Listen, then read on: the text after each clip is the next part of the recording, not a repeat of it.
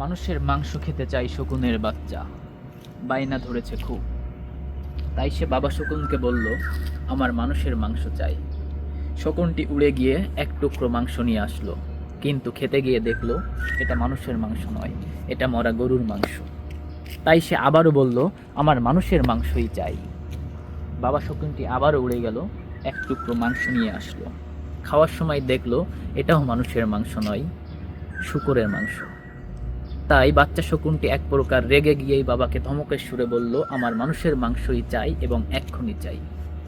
বাবা শকুনটি বাধ্য হয়ে দুই টুকরো মাংস নিয়ে উড়ে গেল।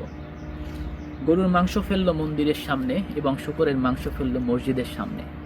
কিছু সময় পর দাঙ্গা বেঁধে গেল, শত শত মানুষের লাশ পড়ে গেল। ডাল থেকে নেমে শকুন দুইটা পেট পুড়ে মানুষের মাংস খেলো। খাওয়া শেষে বাচ্চা শকুনটি বাবা শকুনকে জিজ্ঞাসা করলো, বাবা, এত এত মানুষের মাংস কিভাবে? তখন উত্তরে বাবা শকুনটি বলল,